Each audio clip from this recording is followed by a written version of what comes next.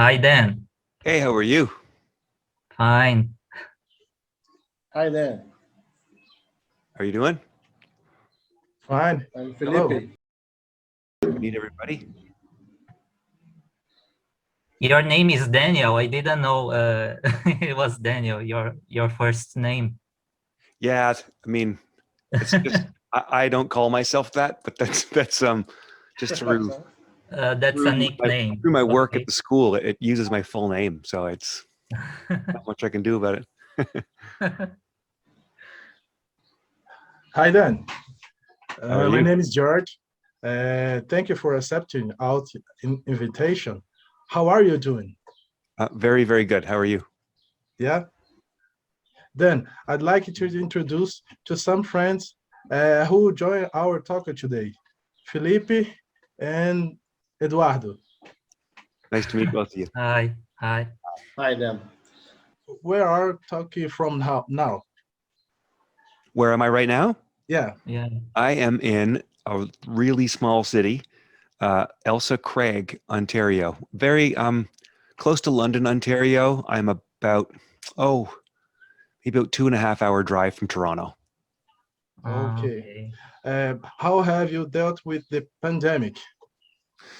Well, I guess the same as everybody else, just kind of hanging in there, and been the work I do here, like in music work I do, hasn't changed too much because I've been mostly mixing the stuff which I do in the room I'm in now, and I also teach recording engineering and run a college program, biggest one of its kind in our country, and it's been difficult doing all that kind of stuff online, half online, half in person, but we're hanging in there. Okay, thank you. I believe in one of the main question is how and when did you meet Dolores? The first time you meet Dolores? It was 2003, and she was working at a studio in Toronto. She had a I forget his name, but I think the only thing he ended up working on that was kept was some little electronic work on Black Widow. And she was working with him, and she was experimenting with some different kinds of sounds and that kind of stuff. And for one reason or another, it wasn't working out with him. And she was in studio in Toronto because she was living at part-time anyways at their cottage, which was maybe an hour and a half outside of Toronto. So she needed somebody else, and she talked to somebody at the studio they were at, and I knew the person at the studio, and they contacted me and said, do you know how to use Pro Tools and Reason, which are two different software programs? And I said, yeah, I'm an expert in both of them. And I wasn't. I am an expert in Pro Tools, but I'd never used Reason in my life. So I just pretended I did. And he said, oh, because it's for Dolores O'Riordan, the Cranberries.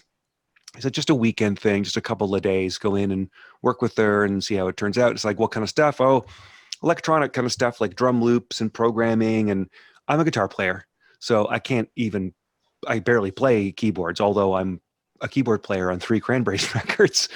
But technology helps. So I ended up, we met. So I drove, oh gosh, it was about 4 hours for me to get to her place in Ontario. And we just hit it off. We talked, me and my wife drove up to their cottage, and we had dinner, talked, and we barely even spoke about music. So it was actually kind of weird. Like, it was more about personality and hitting it off personally. So when at the end or near the end of the night, I was like, do you want to hear any music, or what do we? And she's like, oh, I mean, you can if you want to, but I'm assuming you know what you're doing if you were referred to me, and I don't know how we're going to work together until we work together. So you can if you want to. So it wasn't anything really about, oh, I'll listen to the kind of music you make and then we'll see. It was about personality. So I met her at the studio about 4 or 5 days later in Toronto, and it was in the garden. She played da, da, da, da, da, da, da, da, da, da, da, those just 3 notes, and then went da da da da da da da da da da da, which was in a different key, by the way, which is not really that easy to connect those two, and said, "All right, have at it," and walked away to a different studio in that studio complex. I have to work on something else, so have at it. I'm like, I have at what? I don't even know what I'm supposed to do. Nobody told me. I had no idea. So I basically just did whatever the heck I wanted, as if it was my song or I was working with anybody. Because I mean, it's just a person. It's not, you know, she wasn't a god or anything. She's just a person who sings songs. So I was like, okay, this is just a person. So I just did some stuff. And then she came back in about an hour later and something and said, what do you have? And I pressed play and she was like, wow, this is really cool. So here, give me a microphone. And the assistant engineer plugged in a mic and she just all of a sudden went, I see you play. And I was like, whoa, like, where's this coming from? And some of the lyrics were there, like she just kind of scattered, made up lyrics. And then it just kept going from there. She wanted me to, I'm going to have a drummer on this. So, come down while there's an engineer. And I'm like, well, I am an engineer. That's actually what I do. So I recorded the drums. And then she said, she was going back and forth to Ireland then still. And she said, I think I want you to do my vocal with me. So it just kept going and going and going. And next thing you know, it was 13 years. So it was supposed to be 3 days. Okay, then. By knowing your extensive contribution to Dolores' work and also to Cranberries songs, has Dolores ever talked to you about any story behind her lyrics? If so, do you have an example? I know the story behind every single lyric.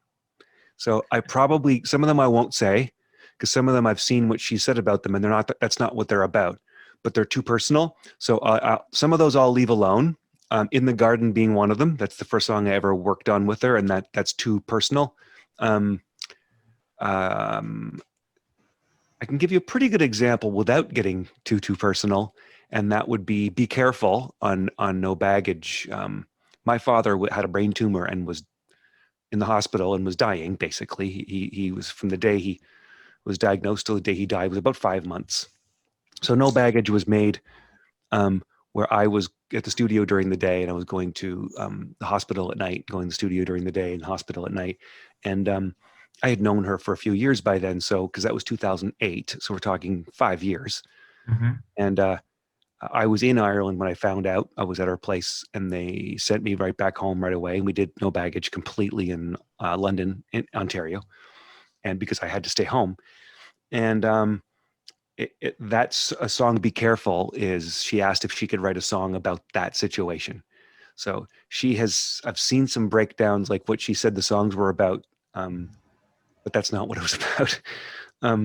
It's about, you don't write a song necessarily about one thing, and you have to understand that. So when you start to write a song, sometimes it's about one subject, but then as you start singing other things, maybe a next verse or these other things that aren't related to the original thing you wrote it about, so then it becomes about a bit more of a broad thing.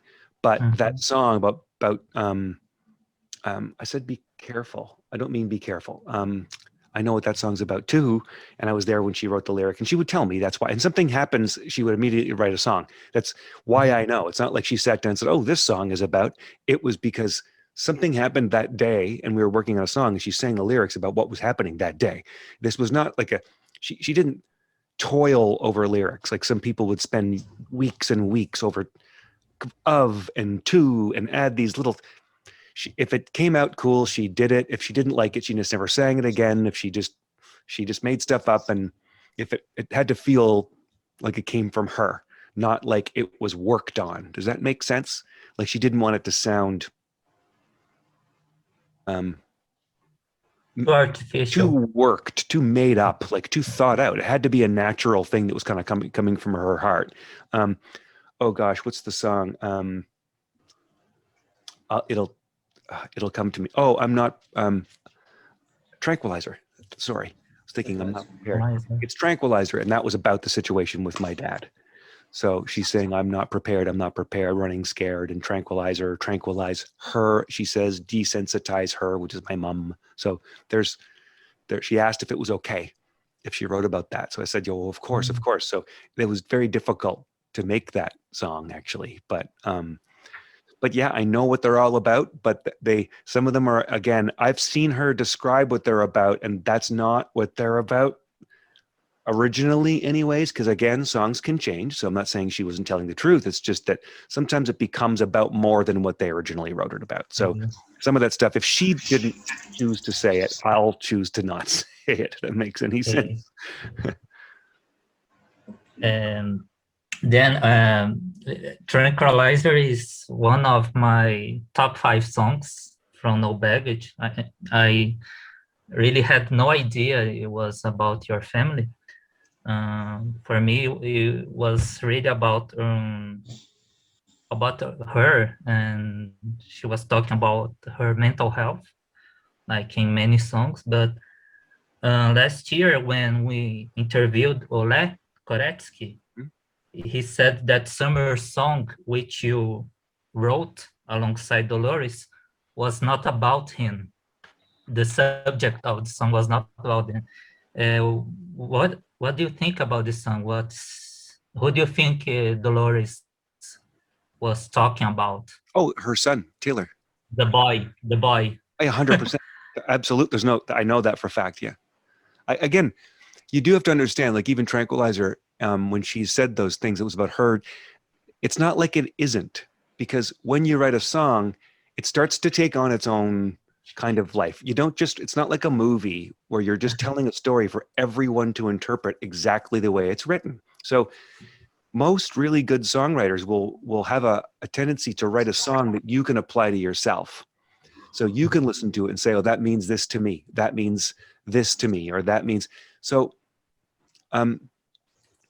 When she said those things, she was telling the truth, because when you start to write it, and then it becomes like, then you write a different verse, you write a bridge about a month later, and then you start to just kind of mutate or just change the meaning a little bit. But the very, very original inspiration, I definitely know what everyone I've ever worked with her on, I know what they're about. And Taylor, that one, Summer Song, was Taylor. Okay. And it was called Summer Song because it felt summery and it was warm outside. And just like October from Are You Listening? I named it. It was a date.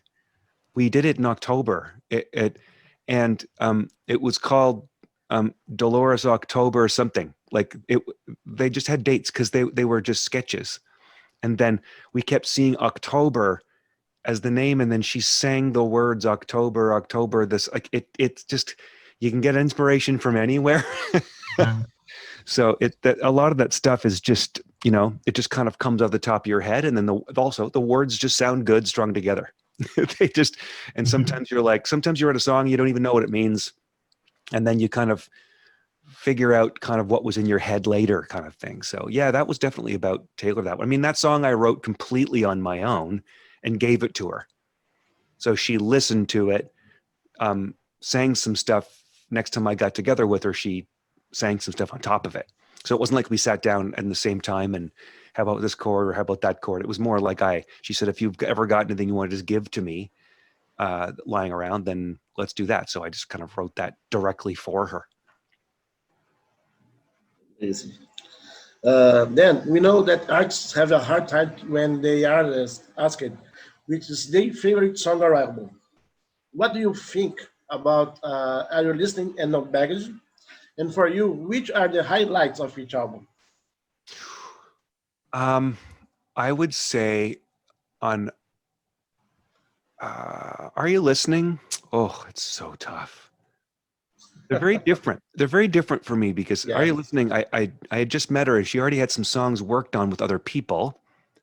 Once she started working with me, she didn't stop. She stopped working with other people, which is nice for me. I shouldn't say stopped working in that way. Like a friend of mine and colleague of mine, Richard Chicky, had mixed that record. And there was also, I was in Ireland one time, but I couldn't stay. I had to go home. So I went home and he came and he did Ordinary Day and a couple others, but the production was done. Basically, Rich recorded stuff that we had already worked on because I had to go home, and then Rich mixed the record. So that was a little different. Just like I said, Black Widow was Matt Vaughn, and then Rich mixed it. I had nothing to do with Black Widow, yet I had something to do with almost every other song on the record, in varying degrees. I wasn't playing guitar for her then. She didn't know I played the guitar, although that's what I've done since I was 6 years old. It's the reason I do any of this. But I didn't want to be all, I can play guitar, I can play bass, I can do this, I can do that, you want me to do, and she had a guitar player. So I just stayed out of that. And so that one's really interesting to me because it was exciting. We were just figuring stuff out. And it's the very first time I went to Ireland. We worked together and she really liked it after only a couple times. She said, I want you to come to Dublin. So I went to Dublin, stayed at their place. We went into a studio and I was there like 2 days and she said, can you stay longer? So it just worked and we clicked and we hit it off very, very quickly and very well. And so I kind of have a special place in my heart for that because it was all new. Every time we got together, I didn't know what we were doing and I didn't know. And then No Baggage, we kind of had to make that because Sanctuary Records at the time was bought by Universal and they didn't want the record company. They just wanted Sanctuary Records merchandise company and management. So they just tossed the album and it was selling 20,000 a week. And they just said, no, we don't want it. Oh, throw it away.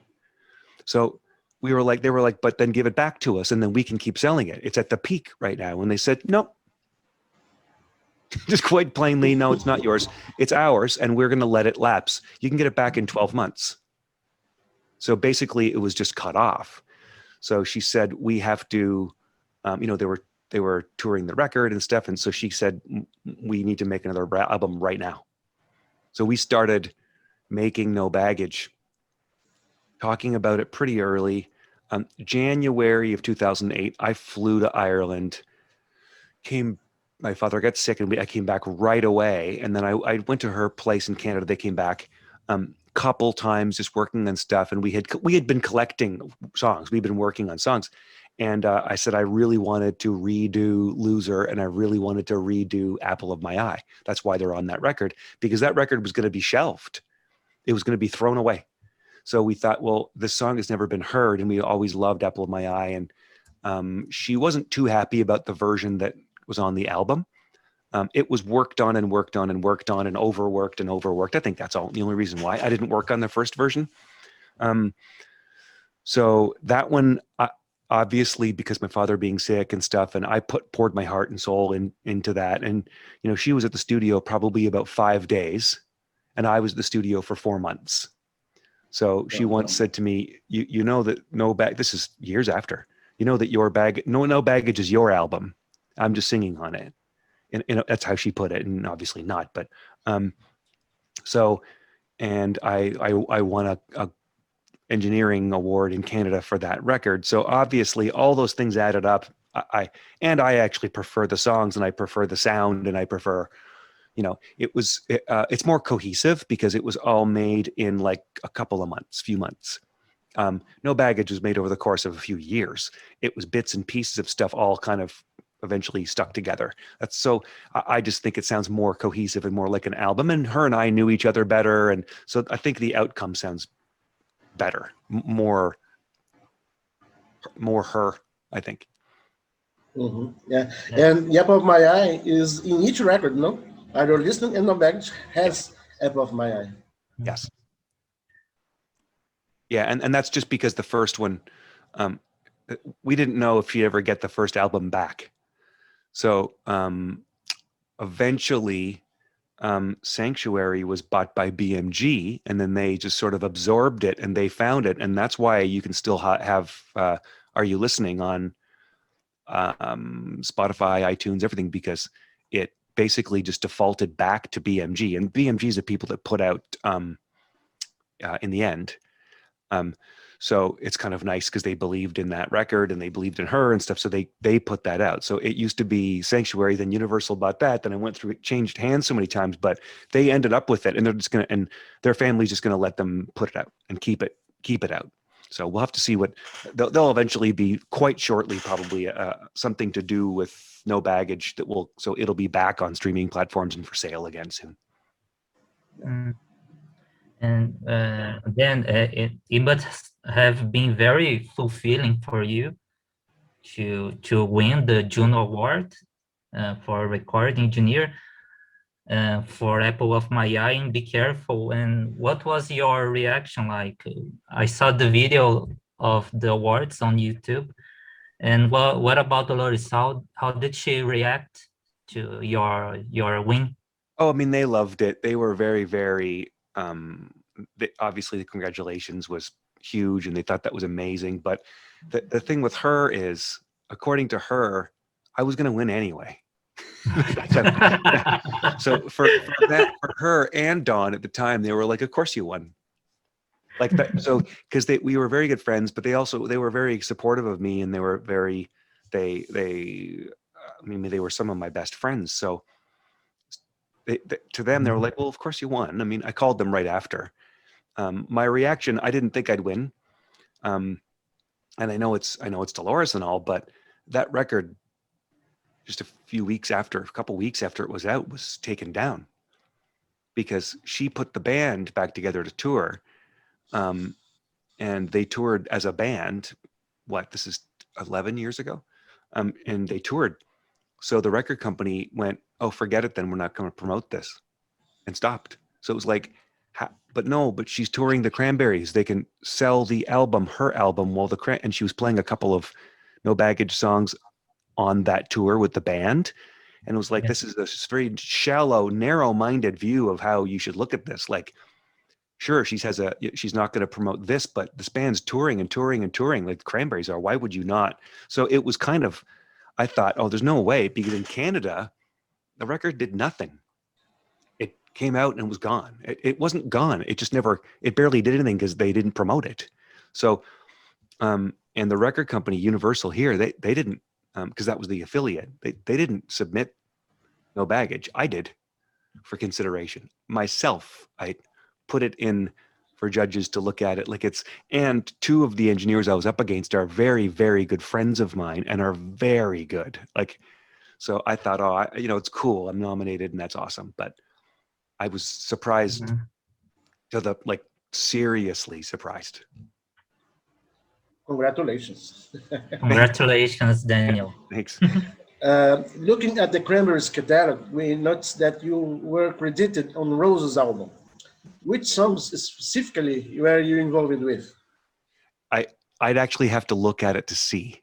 That's a weird one because I'm on that record of stuff I did that me and her did, but I didn't go into the room with them and play parts or work on stuff or anything like that. Stephen Street produced that record, but it was mostly songs of stuff that me and her had done. So it was, I kept they kept phoning me to send out parts, string arrangements, keyboard parts, stuff like that. And I mean, I love writing string arrangements, but that's not my thing. I'm a guitar player. So it was it's weird. I think my credit on that album is strings, which is just kind of funny. Yes. And I didn't play. That's how it's written. I don't play strings. String arrangement would have made more sense, but some of the stuff that's there, some of the parts that are there, they just kept what I sent them. So keyboard parts I played and they kept them. And string arrangements, some of it was replayed by real string players. Some of it was not. Some of it was just what I gave them. They just used it on the album. I mean, I remember Stephen having somebody ask him what he's using to make these strings, because it sounds really real. I think we're going to keep it. And was kind of confused, like, how can we keep asking this guy for stuff? Why isn't he just here? Which I don't have the answer to that. I actually don't know. So that's what Roses was. I mean, I was there in the very, very last day. We went up to dinner and stuff, and me and her and Don and Stephen.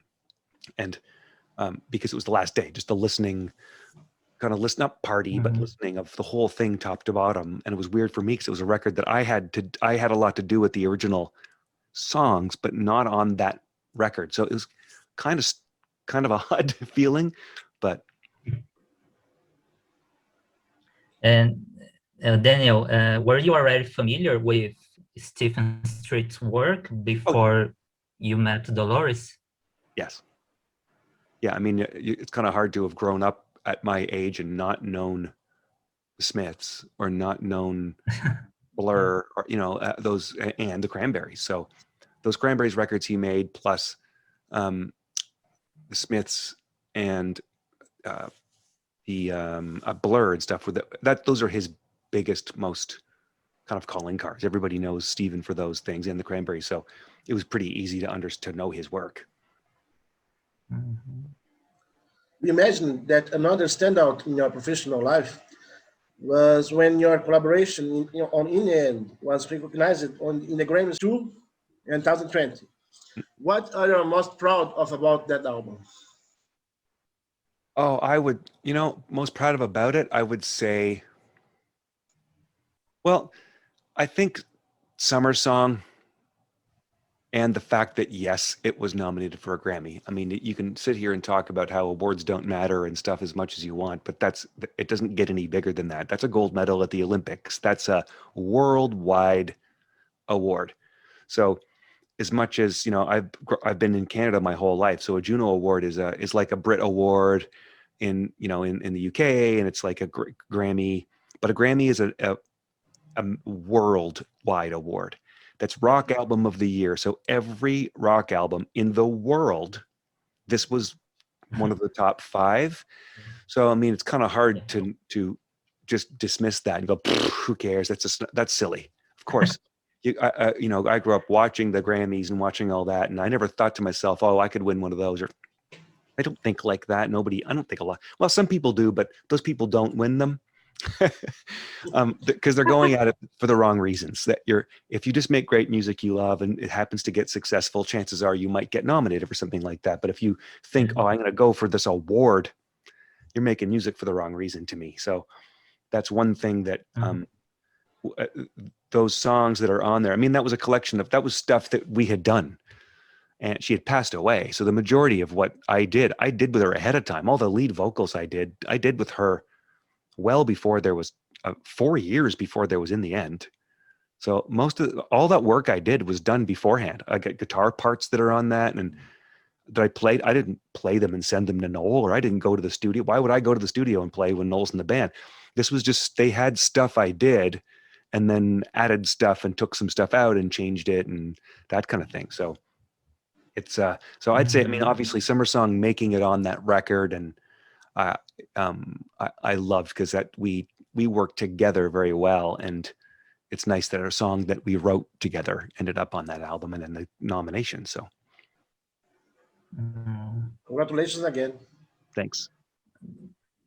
Daniel, in the interview with Ole last year, he said that there's still some new songs from Dark that they didn't release. Do you know if there is still unreleased material from Dolores' solo career? Oh yeah, there is. Yeah, I'm in possession of it. So, And you have any idea if how many remaining songs are there? Is there any plan to release it? how many? It's hard to say, because there's a lot, but doesn't necessarily mean they're all good or all finished. Because she had some stuff with Ole she was working on, and she also did some stuff with me. And sometimes we would just start a song and it was a spark and she just keep going. And other times she just kind of like throw a song aside and think, I don't really like this one. Then she'd come back to them, and then, or she wouldn't. And then sometimes she'd be like, she would come up with an idea and I'd think, we've already done this idea, that this is already this particular song. So there's like bits and pieces, and then there's also full songs. So some of it's amazing because it was songs that I've always thought, wow, this would be amazing if this ever came out. So I've got probably easily 10 songs. Yeah. Plus Ole's stuff and the Dark stuff. And there's always stuff. I mean, that happens with everybody. You don't only release the stuff you've done. There's always material lying around. I mean, look, Prince had a vault of stuff, and Chris Cornell had their family they just had tons of stuff people are working on. They just didn't finish it. Michael Jackson, a friend of mine's the person who went back and made that record for Michael Jackson after he passed away.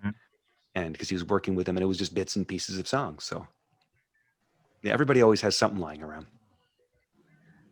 I hope they get to be released someday. Yes, so do I. All of us. Okay. Daniel, Thank you very much. Pode continuar. I'd like to say that I really love No Baggage. I always talked about with our friends in the community of the fans that I don't know, because in Are You Listening, I guess that Dolores talked more about like motherhood and her family. And what pleases me about No Baggage is that the subjects are more universal. You know, it's like a broader Yeah. human relationship that you talk about.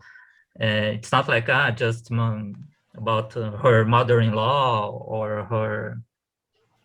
her son or her husband. So I guess that No Baggage is my favorite from the two of them. And Me that's too. a very good job. Thank you. I mean, there's a reason for that. And I think one of the reasons is because we made it so quickly. And when you don't have time to think and you're just write what comes to you. And we worked a lot that way for the previous record and songs, but there was so much time between me. Like I'd go there, I'd fly back home. I'd be home for a month. I'd get a call saying, "What are you doing this weekend?" I'd be flown out to Ireland again. We'd worked again. I'd come back home. Then they're like, "Oh, we're going to be in Canada on these dates. You want to just drive out to my place?" So it was always like months, sometimes between, sometimes days, sometimes weeks, but sometimes months. So when you have time to sit down and think and a bit too much, it's different. And then you end up with 30 songs. As opposed to we have to make this album. And then her and I were working together a lot for a few years before that. So when we went to do that, we had it down. So I just think she wrote more accessible stuff. She just didn't, they are still just personal songs. One's about somebody, again, I know what they're all about, but they're all like, that day this happened, so I wrote the song. But somehow the lyrics feel more universal, that you can listen to it and say, that applies to me. It really doesn't. But I think that's what great songs do. I think great songs, I've got tons of my favorite songs by lots of artists. I interpret it to what I think it's about. I don't care what they wrote it about. I use it for myself. And songwriters love that. They really, really like that you can take something. Sometimes it's very obvious what it's about and it's supposed to be about that, but other times it's, no, this means this to me. And that's really neat that you can apply something like that to your own life. I love that. Yeah. Okay, then we really appreciate your time with us. No problem. Say Setsuo. Thank you, Dan. You were very, very gentle to give your time to thank you very talk much to us. I really appreciate it. No, I know that her community, Cranberries, and her fans are all very, very dedicated people. There's only a few artists out there that are like that, and she's one of them. They're absolutely love her. It's not just the music and everything. So my pleasure for doing this. Thank you very much. Thank you again. It was a pleasure to be here. Thank you. Mine too.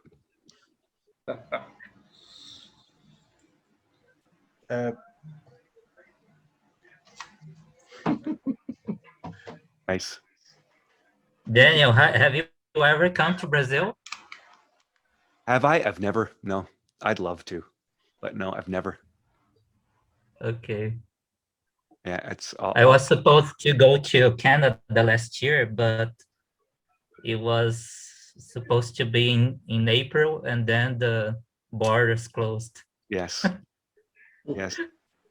I was gonna travel there for the first time in Canada. It is beautiful. If you ever come in the summer, it's hot and humid, hot and humid. It's not like, there's lots of places that are hot, but our humidity here is for people who have a drier climate and just find it very, very humid here. And then in the winter, it's winter. So it's, I mean, we have minus 20 Celsius in the winter, and we have 36, 38 in the summer. And that is a lot, very, very different. You know, They're extreme.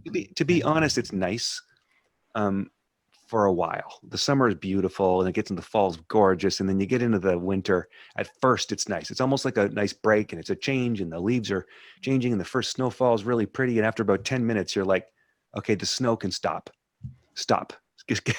Let's go back to summer again. Spring's beautiful. I don't know too many people that live here that, I know a few, but that love the snow and love it cold, but I am not one of them. I do not like we're just getting in now. It was, it was 17 degrees a couple days ago. Today it's -3. It goes, so the beginning of our spring, we get teased.